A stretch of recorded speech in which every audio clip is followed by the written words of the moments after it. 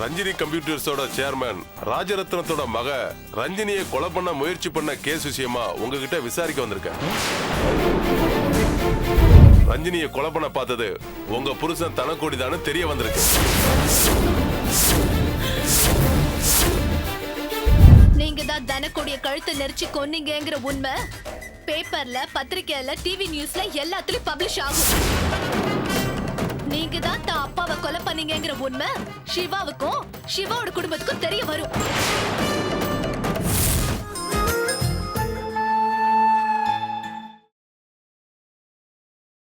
என்ன கேக்குறேன்னு புரிஞ்சுதான் கேக்குறீங்களா? என்ன சொல்லி என் பொண்ணுகிட்ட சிவாவா ரோஜாவுக்கு விட்டு கொடுன்னு சொல்லுவேன். என்ன காரணத்தை சொல்லி என் சொத்துல பாதியும் உன் பேத்திக்கு எழுதி வைப்பேன். என் பொண்ணையும் பொண்டாட்டியும் இதுக்கு எப்படி சம்மதிக்க வைப்பேன்? இதுக்கு எப்படி நான் சமாதானம் பண்ணுவேன்? இதனால நிறைய பிரச்சனை வருமே. உன் பொண்டாட்டியும் பொண்ணையும் சமாளிக்கிறதுல பிரச்சனை வரும்னு நினைக்கிறியே, ஆனா என் பேத்தி ரோஜாவால அதை விட பெரிய பெரிய பிரச்சனையெல்லாம் வருமே. அதை எப்படி சமாளிக்க போற? பிளாக்மெயில் பண்றீங்களா? ஆஹா, அதெல்லாம் எனக்கு தெரியாதுப்பா. இந்த பார், இதெல்லாம் அநியாயம். இது அநியாயம்னா நீங்க பண்றதெல்லாம் மட்டும் நியாயமா? துள்ள துடிக்க ஒரு மனுஷனை கழுத்துல கயிறை போட்டு இறுக்கி கொன்னு அது தற்கொலைன்னு ஒரே நம்புற மாதிரி தூக்குல தொங்க விட்டீங்க. அந்த உயிர் போனதுனால ஒரு குடும்பமே வாயில வயித்துல அடிச்சுட்டு அழும். குடும்பமே செதஞ்சு போகும். ஆனா நீங்க ரொம்ப நல்லவர் மாதிரி பெரிய மனுஷ தன்மையோட உங்க மகளை கூட்டிட்டு போய் அதே ஆளோட பொணத்துக்கு மலர் வளைய வச்சு மரியாதை பண்ணுவீங்க. எதுவுமே தெரியாத மாதிரி நல்ல மனுஷன் நாட்டம் நடிப்பீங்க. இது மட்டும் நியாயமா? இது அநியாயம் இல்லையா? என்ன ரத்னா அமைதி ஆயிட்ட? பதில் சொல்லுப்பா. இப்ப நான் சொன்ன மாதிரி உன் பொண்ணு சிவாவை என் பேத்திக்கு விட்டு கொடுக்கணும். ரெண்டாவது, உன் சொத்துல பாதிய என் பேத்தி பேர்ல எழுதி வைக்கணும். அப்படி எழுதி வைக்கலேன்னு வச்சுக்கோ, என் பேத்தி எடுத்து வச்சிருக்கா பாரு படம், அது நேரா போலீஸ் ஸ்டேஷனுக்கு போயிடும். நீங்க தான் தனக்கோடிய கழுத்தை நெரிச்சு கொன்னீங்கங்கிற உண்மை பேப்பர்ல, பத்திரிக்கையில, டிவி நியூஸ்ல எல்லாத்துலயும் பப்ளிஷ் ஆகும். நீங்க தான் தான் அப்பாவை கொலை பண்ணீங்கங்கிற உண்மை சிவாவுக்கும் சிவாவோட குடும்பத்துக்கும் தெரிய வரும். அப்புறம் அந்த ஆண்டவனே நினைச்சாலும் உங்க பொண்ண சிவா வீட்ல ஏத்துக்கவே மாட்டாங்க. அப்புறம் தனி மனுஷனா நின்னு போராடி காரு, பங்களா, ஃபேக்டரி, பிசினஸ், எஸ்டேட், ஷேர் மார்க்கெட்னு ஒரு பெரிய சாம்ராஜ்யத்தையே உருவாக்கணும்னு சொன்னீங்கல்ல, அந்த சாம்ராஜ்யத்துல இருந்து சல்லி காசு கூட உங்களால அனுபவிக்க முடியாது. ஜெயில்ல கம்பி என்ன வேண்டியதா இருக்கும். கூடவே தூக்குல தொங்க வேண்டிய நாளையும் என்ன வேண்டியதா இருக்கும்.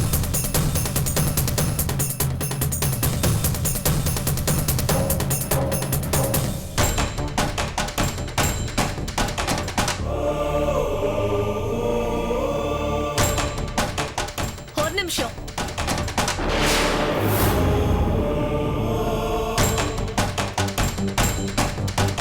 உங்க பொண்ணு போலீஸ் அது இதுன்னு பூச்சாடி காமிச்சா.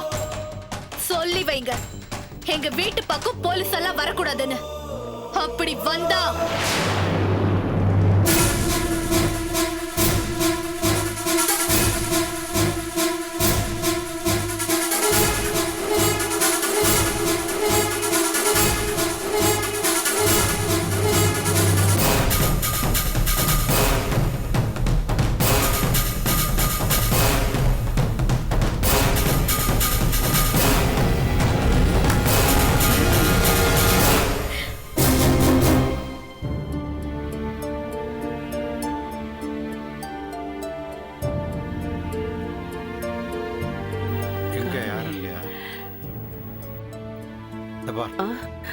வாங்க. வாங்க. நடக்க கூடாதது நடந்துடுச்சு. அம்மா எப்படி இருக்காங்க? ஏதோ இருக்காங்க. அக்கா முகத்தை பார்க்கவே வேதனையா இருக்கு. எப்படி கலகலன்னு இருப்பாங்க தெரியுமா? எதுவுமே கடவுளுக்கு பொறுக்கலைங்க. ஆமாங்க, இந்த வீட்டுல இருந்த சிரிப்பே போச்சுங்க. வீடே விரிச்சோன்னு ஆயிடுச்சுங்க. சிவாமா வசதியும் கண்ணா மூச்சு ஆடிட்டு அடிச்சுக்கிட்டு கொண்டுட்டு விளையாடிட்டு இருப்பாங்க. எல்லாம் போச்சு. புயல் அடிச்சு ஒஞ்ச மாதிரி ஆயிடுச்சு. ஆமாங்க, இந்த வீட்ல இருந்த நிம்மதி சந்தோஷம் எல்லாம் போச்சு. எப்படி இருந்த வீடு தெரியுங்களா? எப்படி ஆயிடுச்சு பாத்தீங்களா? எங்க அப்பா போனதோட எல்லாமே போயிடுச்சு. சந்தோஷம், நிம்மதி, நம்பிக்கை எல்லாமே அவரோட போயிடுச்சு. என்ன பண்றதுமா, இப்படி எல்லாம் நடக்கும்னு யாருக்கு தெரியும்? எல்லாம் விதின்னு தான் சொல்லணும். அம்மா வீட்ல தானே இருக்காங்க? ஆமா, அவங்க உள்ளதா இருக்காங்க. ஆமாங்க, முன்னாடி எல்லாம் வீட்டுக்கு யார் வந்தாலும் அக்கா வாசப்படி வரைக்கும் வந்து வாங்க வாங்கன்னு வாய் நிறைய வரவேற்குங்க. இப்பெல்லாம் வீட்டுக்கு யார் வந்தானே யார் போனானேன்னு போன புருஷனே நினைச்சு அழுதுகிட்டு மூலையில முடங்கி கிடக்குதுங்க. இது நடந்ததுல இருந்து அண்ணன் தண்ணி எதுவும் சாப்பிடாம அப்படியே இருக்காங்க. ஆமாங்க, வந்தவங்கள நிக்க வச்சே பேசிட்டு இருக்கோம். வாங்க உட்காருங்க. வாங்க வாங்க. உட்காருங்க. உட்காருங்க.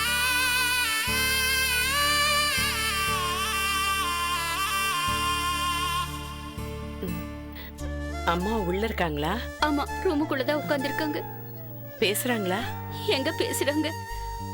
முன்னாலெல்லாம் ஒரு வார்த்தை பேசினா 10 வார்த்தை பதில் பேசுவாங்க. இப்ப ஒரு வார்த்தை கூட பேச மாட்டேன்றாங்க.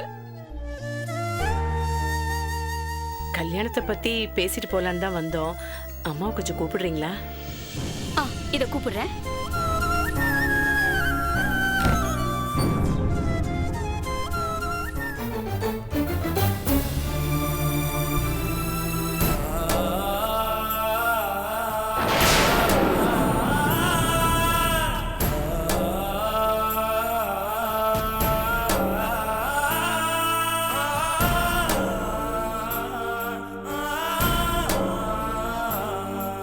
வாக்கா, உட்காரு. வாங்க சம்பந்தி.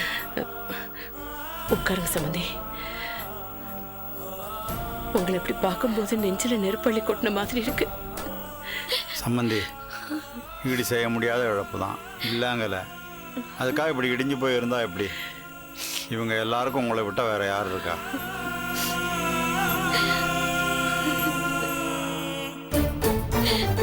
இந்த நேரத்துல இப்படி பேசுறோம்னு தப்பா நினைச்சுக்காதீங்க சம்பந்தி. உங்க நிலைமை யாருக்குமே வரக்கூடாதுதான். அதுக்காக இப்படியே வருத்தப்பட்டுக்கிட்டே இருக்க முடியுமா? உங்க பொண்ணு பையனுக்காகவாவது நீங்க உங்க மனசை தேத்திக்கிட்டு தான் ஆகணும். எல்லாத்தையும் இனிமே நீங்க தானே எடுத்து செய்யணும்.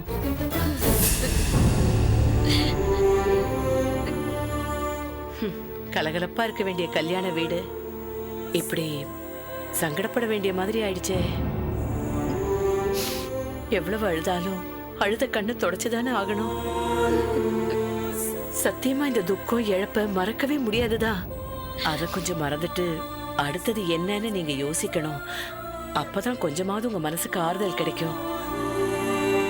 சம்பந்தி அம்மா, உங்களுக்கு தெரியாது ஒன்றும் இல்லை. கல்யாணம் நிச்சயம் பண்ண தேதியிலே நடக்குமான்னு 4 பேர் பார்க்கும்போது கேட்குறாங்க. உங்ககிட்ட கேட்டுதானே எங்களை கேட்கறவங்களுக்கு நாங்க பதில் சொல்ல முடியும். அதான் கல்யாணத்தை பத்தி பேசிட்டு போலான்னு வந்தோம்.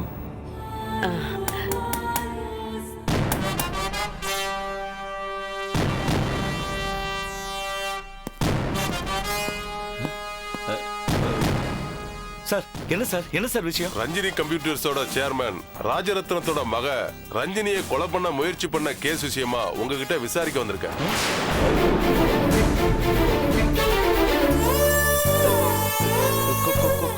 கொலை முயற்சியா? ரஞ்சினி தன்னை யாரோ கொலை பண்ண முயற்சி பண்ணதா கம்ப்ளைண்ட் பண்ணியிருந்தாங்க. விசாரணையும் நடந்துகிட்டு இருக்கு. குற்றவாளிகளை இன்னும் கண்டுபிடிக்க முடியல. ஆனா இப்போ ரஞ்சினி மேடம் அந்த குற்றவாளியோட படத்தை வரைஞ்சு கொடுத்திருக்காங்க. அதை பத்தி விசாரிக்க வந்திருக்க.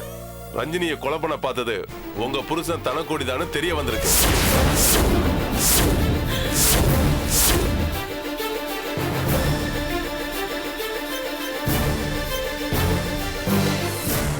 பூங்கவனங்கிறது உங்க புருஷன் தனக்கோடி இப்ப உயிரோட இல்ல. அதனாலதான் உங்களை விசாரிக்க வந்திருக்கேன். தனக்கோடி 20 வருஷமா உங்க குடும்பத்தை விட்டு பிரிஞ்சு தலைமறைவா இருந்திருக்காரு. அப்போ அவர் எங்க போனாரு, யாரோட தொடர்பு வச்சிருந்தாரு, ரஞ்சினி எதுக்காக அவர் கொலை பண்ண முயற்சி பண்ணாரு, அவங்க மேல தனிப்பட்ட விரோதம் ஏதாவது இருந்துச்சா, இல்ல யாராவது சொல்லிதான் கொலை பண்ண பார்த்தாரா? உங்களுக்கு இத பத்தின தகவல் ஏதாவது தெரிஞ்சா தயங்காம என்கிட்ட எல்லாத்தையும் சொல்லுங்க.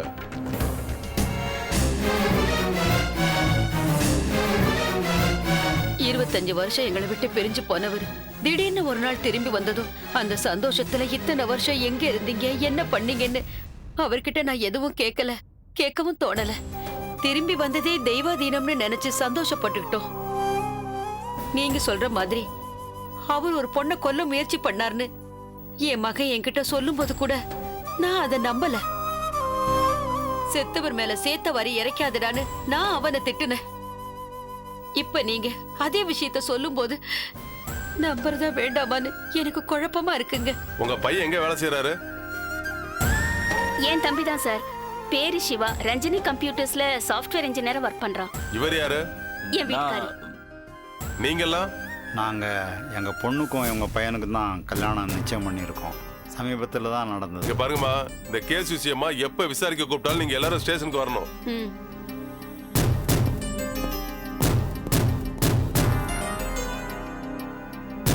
சம்பந்தி அம்மா, அடடா கொஞ்சம் இருங்க பேசாம. என்ன நீங்க பாவம் அவங்களே மனசு கஷ்டத்துல இருக்காங்க.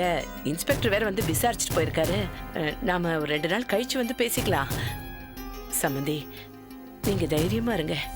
நாங்க அப்புறமா வந்து இந்த விஷயம் பத்தி பேசுவோம். வரேம்மா. வரேன் சம்பந்தி. வரேங்க. போயிட்டு வரோம்.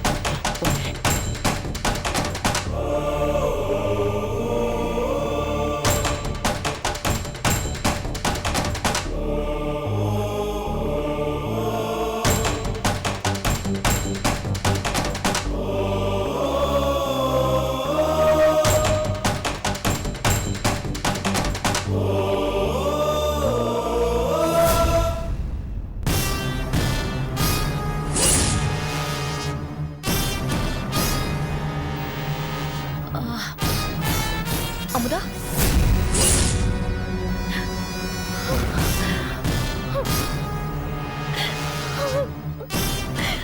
ரஞ்சினி,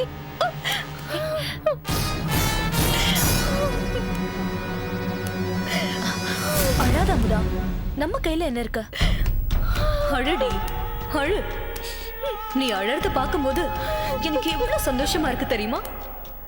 உன் கண்ல இருந்து வர ஒவ்வொரு கண்ணீர் துளியும் என் மேல படும்போது அப்படியே பன்னீர் மாதிரி ஜில்லுன்னு இருக்கு. அழடி, நல்லா அழு.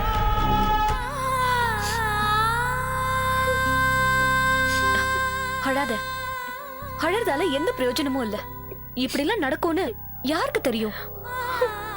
ஆமா ரஞ்சினி, நான் சிவா வீட்டுக்கு போகும்போதெல்லாம் சிவாவோட அப்பா என் அமுதான்னு பேர் சொல்லி கூப்பிட மாட்டாரு. மருமகளின்னு வாய் நிறைய கூப்பிடுவாரு. மருமகளே மருமகளேன்னு உன்னை கூப்பிட்டவரு உன்னை மருமகளை ஆகிக்கிறதுக்கு முன்னாடியே போய் சேர்ந்துட்டாரு. அத நினைச்சாதான் எனக்கு வருத்தமா இருக்கு. உனக்கு மட்டுமா வேதனை? சிவாவோட குடும்பமே வேதனையை வெளிப்படுத்த தெரியாம திண்டாடிட்டு இருக்கு. 20 வருஷமா குடும்பத்தை விட்டு பிரிஞ்சு போனவராவே இருந்திருக்கலாமோன்னு தோணுது. என்னைக்காவது ஒரு நாள் புருஷன் திரும்ப வருவாருங்கிற நம்பிக்கையில சிவாவோட அம்மா பூவோடையும் பொட்டோடையும் இருந்திருப்பாங்க. இப்படி திரும்பி வந்து கொஞ்ச நாள் கூட குடும்பத்தோட சேர்ந்து வாழாம அவங்க பூவையும் பொட்டையும் பறிச்சுட்டு போனதுதான் மிச்சம். தலை நிறைய பூவோட, நெத்தி நிறைய பொட்டோட, சிரிச்ச முகத்தோட வளம் வருவாங்க. இப்போ விதவ கோலத்துல வீட்டுல ஒரு மூலையிலேயே முடங்கி கிடக்குறாங்க. அவங்க முகத்தை பார்க்கவே கஷ்டமா இருக்கு. எங்கேயும் வெளியே போறதில்ல, யாரோடைய முகம் கொடுத்து பேசுறதில்ல. கேக்குற நமக்கே இவ்ளோ கஷ்டமா இருக்குன்னா அந்த தண்டனை அனுபவிக்கிற அவங்களுக்குலாம் எவ்வளவு கஷ்டமா இருக்கும். அவங்களுக்கு எப்படி ஆறுதல் சொல்றதுன்னே தெரியல. ஆறுதல் சொல்லி எல்லாம் அவங்க மனசு ஆறாது. ஆமா முதா, சிவாவோட அப்பா எதுக்காக தூக்கு போட்டு தற்கொலை பண்ணிக்கணும்? அவருக்கு அப்படின்னு தீர்க்க முடியாத பிரச்சனை. அதான் எனக்கும் புரியல ரஞ்சினி. நான் பாக்குறப்பெல்லாம் அவர் சந்தோஷமா தான் இருந்தாரு, கலகலப்பா சிரிச்சு பேசிட்டு தான் இருந்தாரு. ஆனா ஏன் தூக்கு போட்டு தற்கொலை பண்ணிக்கிட்டாரு? அவருக்கு அந்த அளவுக்கு என்ன பிரச்சனை? எதுவுமே புரியல ரஞ்சினி. ஆனா சிவாவோட வீட்டுல அவங்க அம்மால இருந்து எல்லாருமே சிவா தான் அவங்க அப்பாவை மதிக்கவே இல்ல. ரொம்ப வேதனைப்படுத்தினாரு, அவமானப்படுத்தினாரு. வார்த்தையால குத்தி குத்தி காட்டி அவருக்கு குற்ற உணர்ச்சி வந்து வேதனையில தவிக்க விட்டாரு. அந்த வேதனை தாங்க முடியாம தான் அவங்க அப்பா தூக்கு போட்டு தற்கொலை பண்ணிக்கிட்டாருன்னு எல்லாரும் பேசிக்கிறாங்க. என்ன முத சொல்ற? பெத்த அப்பா மனசு வெறுத்து போய் தற்கொலை பண்ணிக்கிற அளவுக்கு மனசு நோகடிக்கிற கேரக்டர் சிவா.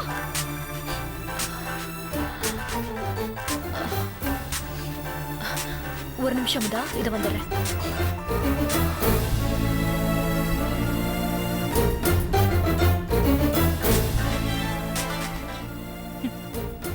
சொல்லுடி, எடுத்துட்டியா ரஞ்சனி? எங்க எடுக்காம போயிடுவியோன்னு நினைச்ச. என்ன?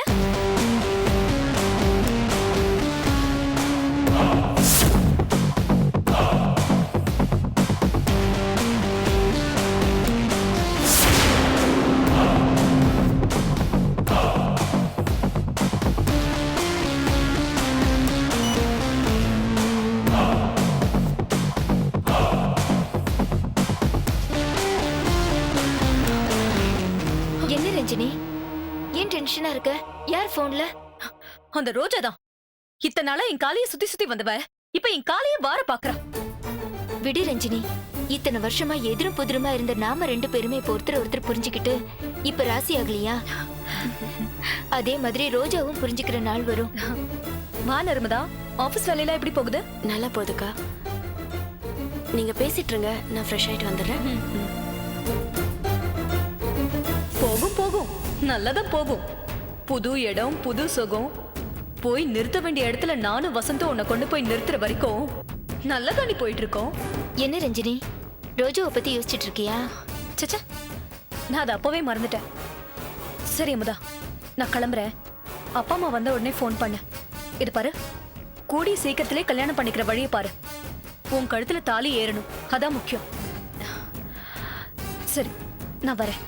இரு ரஞ்சினி, ஏதாவது சாப்பிட்டு போயேன். இல்ல, எதுவும் வேண்டாம், நான் கிளம்பணும்.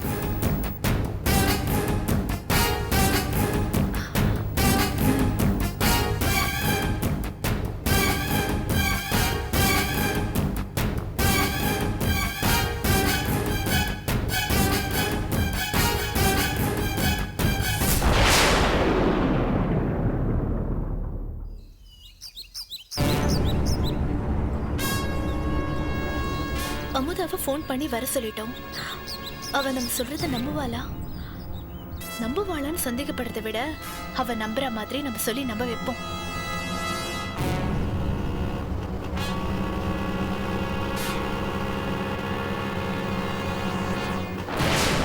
அமுதா, என்கிட்ட போன்ல பேசவே யோசிப்ப. வருவியோ வரமாட்டியோன்னு யோசிச்சுட்டே இருந்தேன். நல்ல வேலை வந்துட்ட. என்ன விஷயம்? சீக்கிரம் சொல்லு, ஆபீஸ்க்கு டைம் ஆச்சு. சொல்றேன் அமுதா, ஆனா நான் சொல்றது கேட்டு நீ ஆபீஸ் போவியா இல்ல வேற எங்கேயாவது போவியாங்கிறது உன்னோட இஷ்டம். நீ நினைக்கிற மாதிரி ரஞ்சினி ஒண்ணு நல்லவ கிடையாது. இது சொல்லத்தான் என்ன நிக்க சொன்னியா? சொல்ல வந்ததை முழுசா கேளு. அவ ஆரம்பத்துல இருந்தே நல்லவ இல்ல. அவ சிவாவை லவ் பண்றா. இத பத்தி சிவாவே என்கிட்ட சொல்லிருக்காரு.